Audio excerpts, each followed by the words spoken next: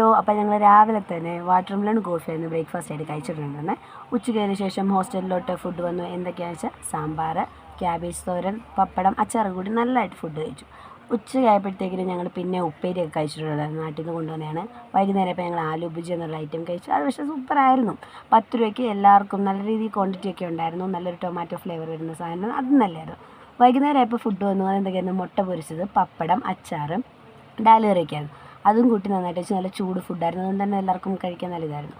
പിന്നെ നാളത്തേക്കിന് വേണ്ട യൂണിഫോം എല്ലാം അയൺ ചെയ്ത് വെച്ചു. പിന്നെ ഞങ്ങൾക്ക് വിശന്നിപ്പോൾ മാഗി ഉണ്ടായിരുന്നു. മാഗി പിന്നെ കിട്ടിക്കഴിഞ്ഞപ്പോൾ നമ്മളൊന്നും നോക്കത്തില്ല. സോ അത് കഴിഞ്ഞ് ഞങ്ങൾ നൈറ്റ് മാഗിയാണ് പ്രിപ്പയർ ചെയ്തത്.